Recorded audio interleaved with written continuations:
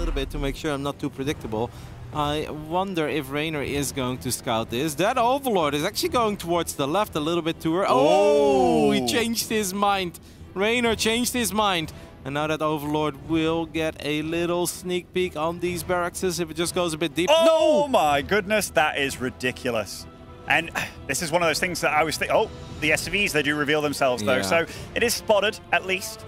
And that's good for Reynor. He doesn't know whether it's 2 racks or a 3 racks just yet. We did see Gabe pull out something kind of crazy against a laser quite a while ago with the big wall in, but he's very quick to respond. One drone falls immediately, though. And I gotta say, they didn't get too many hits off yet on these SCVs. Reynor with some good micro on that other drone, but another drone at the top will fall. One of the first SCVs is gonna go down, and I think that bunker is gonna have a hard time completing. That is lovely SCV positioning, though. That bunker may very well finish up, Benjamin. Absolutely, but I don't think it will. Just gets the kill on it, does Reynor, so that's nice for him. 4 drones do fall, and we can't forget about the lost mining time. And back at home for Dream, he had already started his gas and such, but honestly, you want more from this situation as the Terran. Yeah, this is kind of like the absolute bare minimum you're willing to settle for, right? The lost mining time, 4 drones, but we would go way too far to say that this is a successful opening for Dream. Absolutely. He is getting enough minerals to get down to CC. We'll probably do it on the high ground. That's what we're seeing. But the fact that Reynor didn't die from that bunker didn't get up, I mean, that's already a good start for the Italian, I feel. Marines getting forward, hoping to maybe pick off one of those creep tumors, but I think that's going to be very difficult. I have the feeling, I mean, there's still obviously potential to get some work done here, but I think Reynor has plenty of time to get ready for this and get the queens in the right position. If there's anything I've studied about Reynor, even though his Baneling Nest is very late, his number of queens should be very high. There are 5 here now, 6 at the front. He does have transfuse energy. Really good. Dream is doing very well with his positioning on his medevac thus far and his healing, and he's already stopping the mining actually at this 3rd base. Yep, and that one queen was actually kind of forgotten about. Reynor does keep it alive. Still only 2 drones going down, though. I do think that Reynor's queen movement on creep was excellent here. But I do agree with you when it comes to Dream as well. Good medevac positioning, because that is obviously the one unit that Reynor really wants to gun down. But Dream made damn sure that not enough queens were in the range. Yeah, and I love this by Reynor as well. He's truly respecting this. He's getting spore crawlers. He's got units in the main base. That is a lot of queens, and not even going to let those Hellions land. Obviously, you can only have 4 Hellions or 2 Hellbats. He went for the 4. But yeah, so far, this opening from Dream is just getting shut down left, right, and center. Is Reynor get a follow-up scout in the main base? Is he maybe worried about a Banshee follow-up, or why are we getting all those spores? A Banshee, potentially. There's always like the chance of a Liberator as well. And Spore Crawlers, they never really super fall off. If the game goes on, you can just plant them in nice locations and be kind of safer. But this is a nice scout. Gets to see that it's just more Marines. Stim is shown as well, and the 3rd CC at the front, most importantly. Yeah, and I guess if you're 14 workers ahead, you'd rather be safe than sorry. Absolutely. I guess the one thing we can say is Reynor's upgrades do start a little bit late. But this creep spread that he's got going is already pretty great, because that is a lot of space for him to just go crazy with the creep, and now he's going to have a little bit of map control as well, given that he's the one with the 3rd base and 4th already started. Lings are above these Hellions, by the way, so it's really important that Dream doesn't go too deep on creep. Otherwise, he could get sandwiched by these Zerglings that could very well stream down the ramp. Instead, the Lings are actually looking for a run-by. Now they turn around. Can they grab these 3 Hellions? The answer is yes, sort of, maybe. Should be able to get 2. Medevac will not be able to save the last one. So Reynor does get a very easy cleanup on these Hellions too. Not the most important thing in the game for Dream at this point, but all these little losses, they do start adding up, Ben. I would, you know, normally I'd be like, yeah, you're totally right, isn't that important? But given the fact that he's getting his +1/+1 so fast, having a good extra like 3-4 Hellbats in the mix with this, that's a lot of Banelings you're going to have to use to blow up this army, because those upgrades, they're going to kick in very damn soon. And one thing we've often seen as well is that Terran players like to get the tanks on the high ground where the army of Dream currently is positioned. And what they like to do then as well is leave 1 or 2 Hellbats behind, so just a couple of Zerglings cannot come in from a different angle and get on top of them. So this could potentially indeed make a follow-up push a little bit less impactful, less powerful too. Is he just going to go for like 3 factory tank here? Definitely odd. This kind of reminds me of the Atmosphere game of, was it Cure against Reynor? There was... oh, no, against Serral. You remember he went for this tank Liberator mix? I think it was Cure against Serral. Oh, in TSL, you mean? Yeah. I think this is going to be a ton of tanks, Liberators, Bio. and I think he's just going to go for a real damn big, strong push with that. I like those games a lot, but I think that was a bit different because Cure actually stayed on 3 bases for a long time, and he just got those very early setups with the tanks and libs. He actually went into Liberators super early, made 2 medevacs, then went into libs. So I do think that is slightly different. We do see that Lurker then, by the way, going down for Reynor. I feel like he's just kind of fond of Lurkers on Lightshade. We're even getting Burrow, and that is an exciting upgrade, of course, because this is a map where we've seen a lot of great Burrow Banelings connections. I don't think Reynor should get too carried away here, and is even forced to cancel a lot of these morphing links into Banes. Yeah, Ghost Academy was Ghost Academy started. We do have Sensor Towers going up very defensively for Dream. It looks like he's very happy with just playing a game where he's just like, you know what? I wasn't able to kill you. I wasn't able to like fatally wound you. Let's go to the late game and see what you're made of. I guess Reynor just feels that Dream is not moving out of dawn. He's like, you know what? Maybe I can actually find an opening as soon as I have adaptive talents while he's trying to spread himself thin over 5 bases.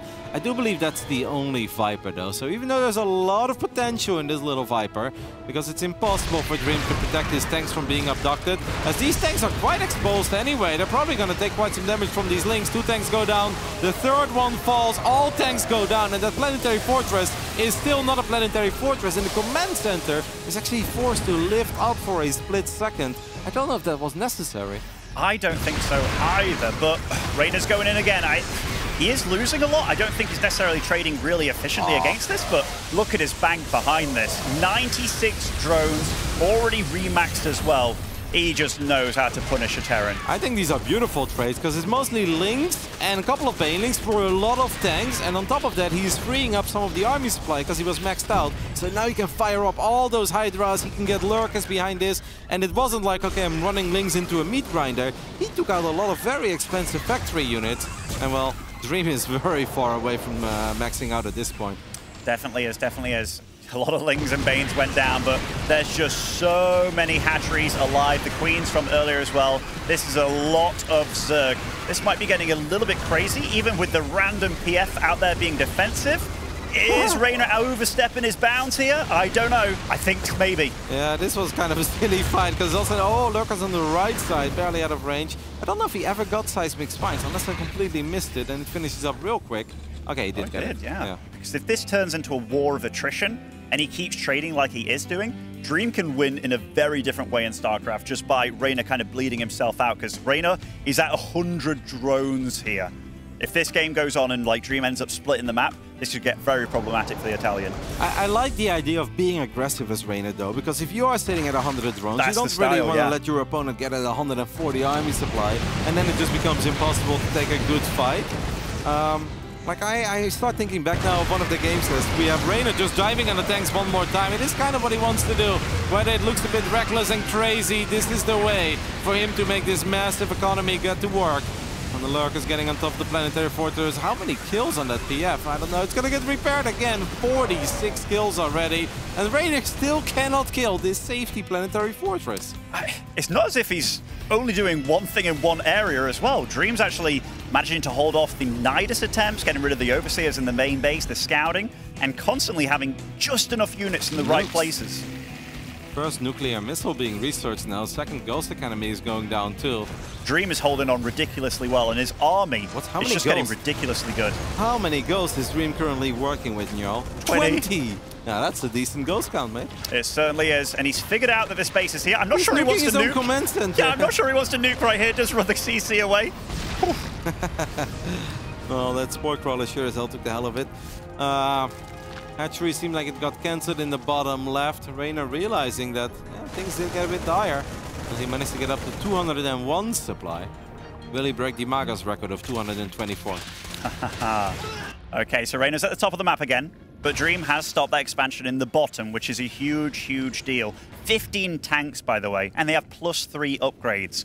Charging into those bad boys, it's so difficult to do, and the couple of Liberators that he has as well. Just a beautiful defensive setup. It almost felt that this game played out, in at least at a certain point, exactly the way that Dream wanted, where Reynor would throw everything that he had at the 4-base-ish setup, eventually 5-base setup of Dream.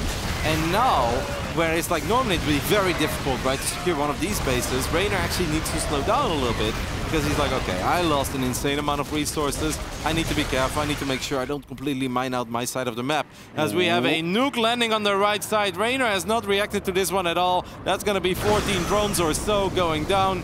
Well done by the Ghost. Well done by the Ghost indeed. Also stopped a lot of these Morphins and multiple nukes going down as well. Dream's getting ready for the next stage of the game, by the way, because he's absolutely assuming it is Broodlords getting the Thors out, and that's exactly what he's going to go up against. So Dream, he's absolutely on top of everything this game. Dream's playing sick.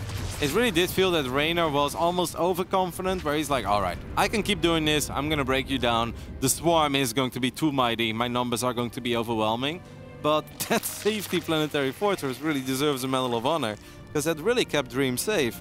And eventually it felt like he started to be in less and less trouble. And at one point it wasn't even any trouble anymore. He was convincingly holding and winning the fights. I gotta say, the spacing of tanks, liberators this game has been marvelous. It's hard to really compliment the player on it, because there's always, you know, normally that moment where, okay, you don't have enough tanks there or you don't have enough liberators there. But it really does seem like Dream has spaced these units out perfectly, and it actually stops Reynor from going for certain attacks, because he either doesn't have enough against the tanks or doesn't have enough anti-air to deal with the liberators. Oh, he's running into the liberation zones and the tanks. I'm not sure Reynor wants to be doing this. Like, what is he getting done here? Yeah, exactly. What is the trade? It's absolutely nothing. Does he want to get rid of the lurkers? I mean, they're actually pretty damn good against the Thors when it comes down to it, but I feel Reynor has just been impatient this game. Well, I think in Reynor's mind, this game should have been over a while ago. Instead, I think he's got his work cut out for him, because he has honestly been losing this game for the last 6-7 minutes now.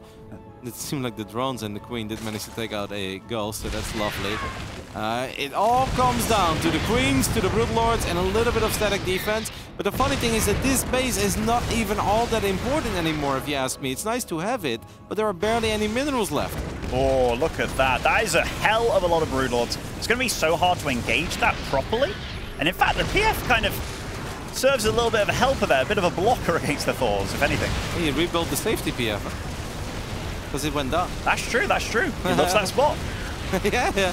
I mean, you can blame him for it. Definitely helped him stabilize a few times. Reynor is also going for a Ling run by. These Lings are obviously very feisty. You can see how quick one of these tanks went down. They're going to try to take out a few Thors. Feisty Zerglings, which, my goodness, Zerglings are good.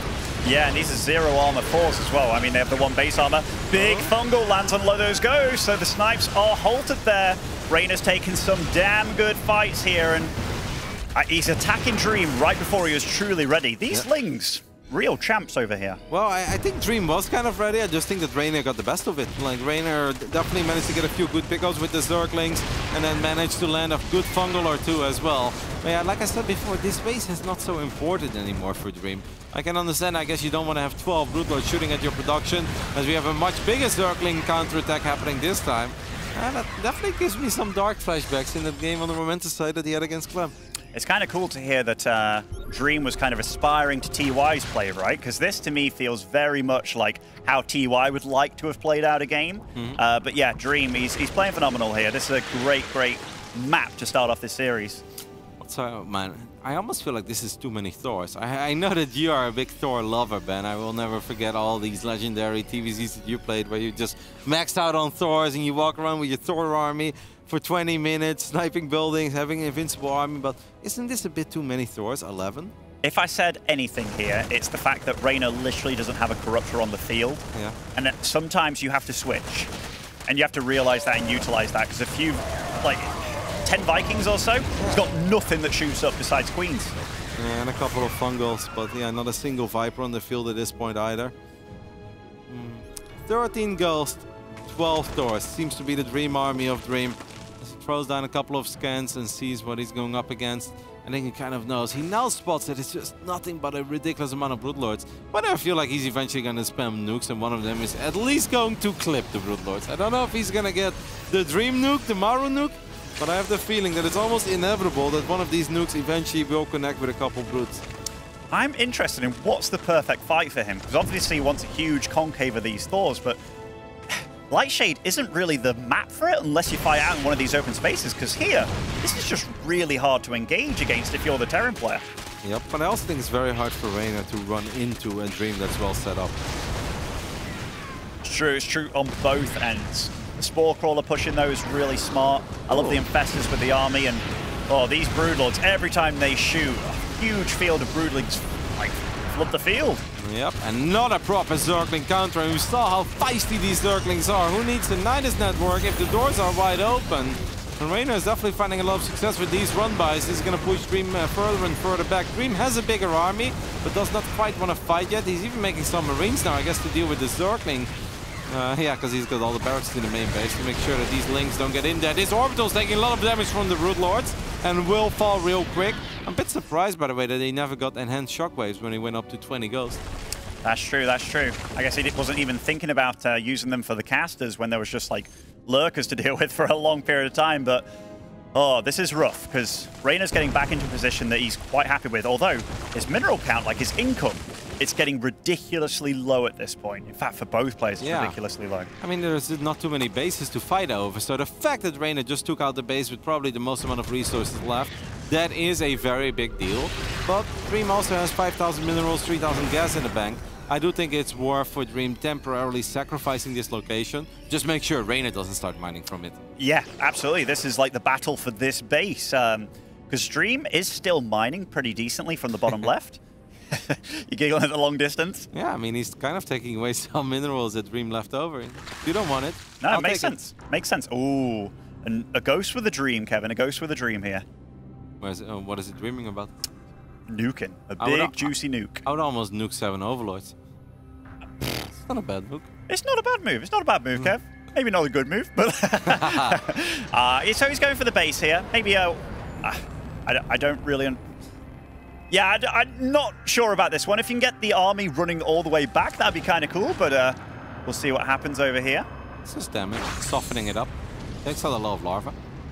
That is true. Maybe he's thinking about the Spire being there as well.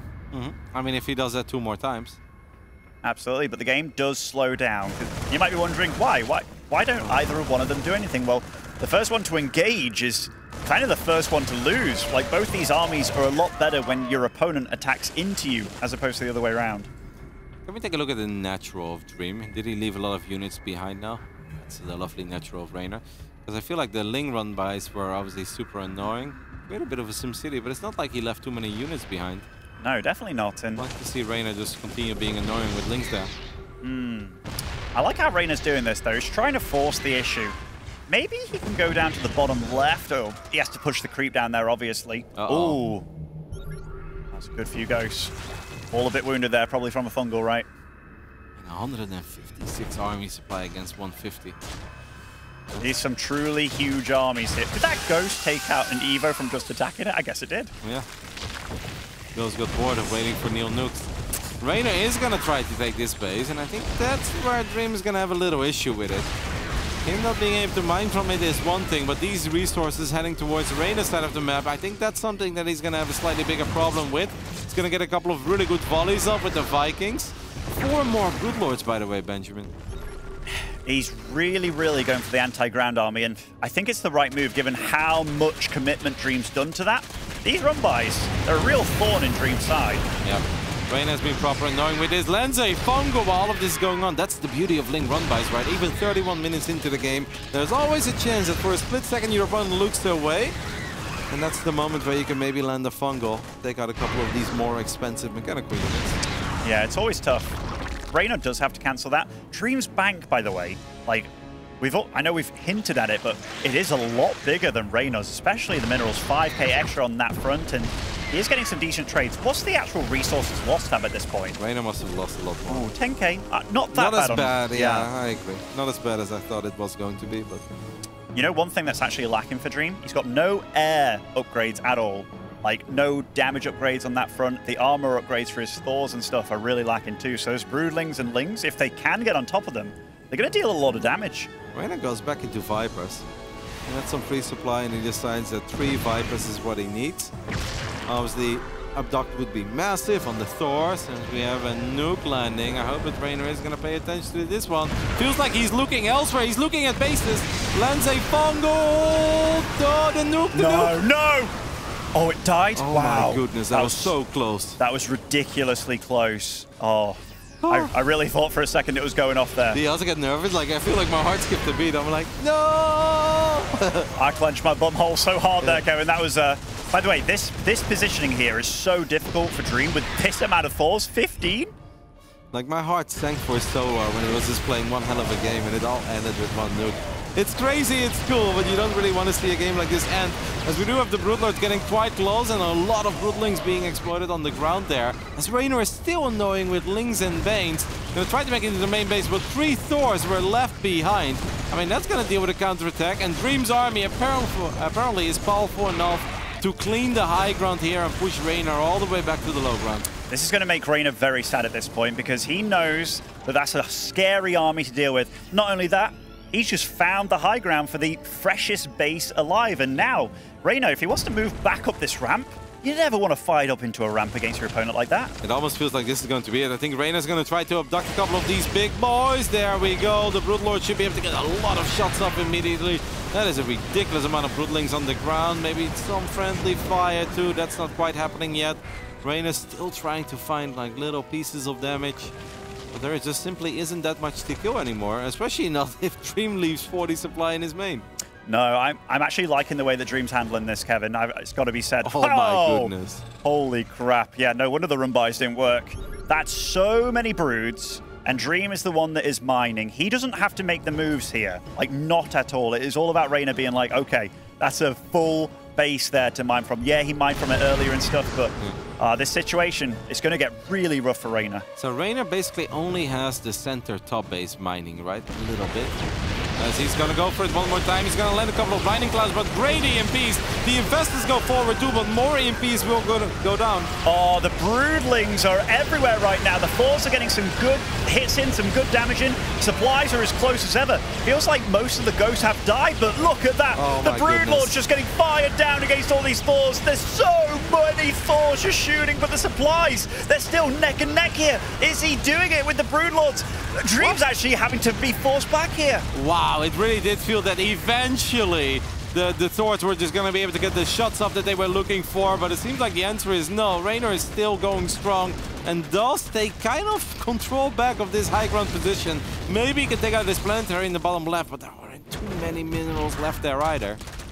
I'm a little bit scared because even though Dream's bank is completely gone, I think he lined up a lot of units. He must have done, right? Because he had such a big bank, or yeah. Was it completely gone here? No, he has queued up a lot of units for sure. There's no way that he just spent 7,000 minerals. Like, I know he's been building Thors and stuff for a while.